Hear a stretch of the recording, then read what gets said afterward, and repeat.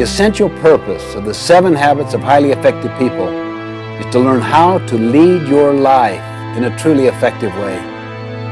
To describe what the 7 Habits material is, let me share with you what it is not. It is not a quick fix program. It is not a program of the month. It is a process of personal and interpersonal growth and development that will require not only your continuing best efforts, but also your patience. As we all know, real growth and development cannot take place overnight. You must pay the price over an extended period of time to reap the benefits of these habits. Implementing the 7 habits will be an upward personal climb, like a journey up a steep mountain. It won't be easy. It will be a challenge. As you ascend the mountain, so to speak, with this 7 habits material, you'll become acutely aware of the loose gravel, the loose rocks in your life. You may slip occasionally, maybe even fall back a time or two. You will feel the gravity pull of old habits working against you. But I'll assure you, as you continue in your climb and endure in your efforts, you will begin to feel a level of exhilaration and of attaining entirely new heights in your life, higher and higher levels of effectiveness. By applying this effort, you can expect to increase your capacity to achieve your personal and professional goals and to develop better working relationships with your associates and all of your loved ones. In short, you can expect to become more effective. Let me suggest that the best way to get the most out of the 7 habits is to be very open-minded, to be open to self-discovery. Participate, really get involved. Look for ways to apply and to implement these habits in your life. You see, our habits form our character. You may have heard the quote, "Sow a thought, reap an action. Sow an action, reap a habit. Sow a habit, reap a character. Sow a character, reap a destiny." For our purposes, we will define a habit as the intersection of knowledge, skill, and desire. You see, knowledge is the theoretical component. That is the what to do and the why to do it. Skill is the practical side of how to do it.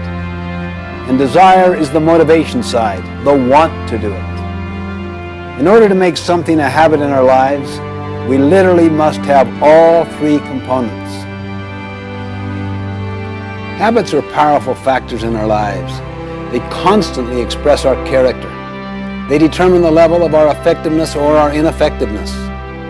In the words of an English poet, we first make our habits, then our habits make us.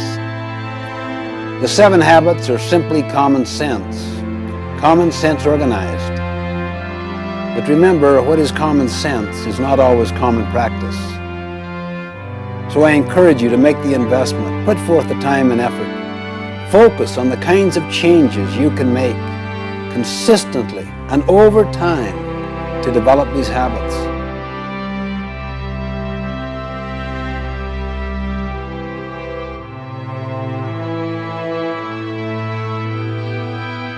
I wanted to study the success idea in America and how it evolved. So I got into the popular success literature going back for 200 years. This included many, many books, magazine articles, annotated bibliographies, summaries, reviews. I literally tapped into thousands and thousands of sources, either directly or indirectly. As I worked, I started to sense a pattern. As soon as I sensed this pattern, I looked for evidence of it, and the evidence was everywhere. The basic finding was this. For the first 150 years, almost the entire focus of the literature was on character, on principles, on what we might call the character ethic. Attributes such as integrity, fidelity, courage, compassion, contribution, responsibility, justice. These findings became the basis for writing the 7 Habits of Highly Effective People.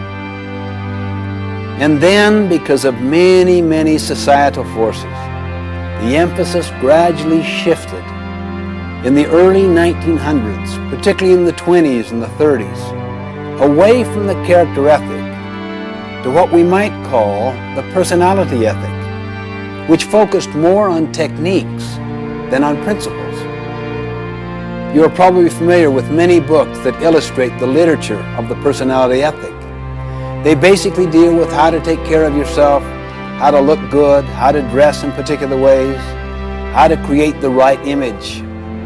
In other words, the personality ethic focuses on how to appear to be rather than on how to actually be. Many of these techniques have real merit. However, if they don't have their roots in the character ethic, if they don't have their roots in principles, they won't have the power to create enduring effectiveness.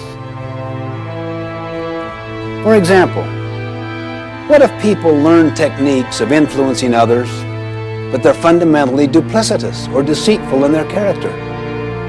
What if they really wanted to use people to build their own economic success?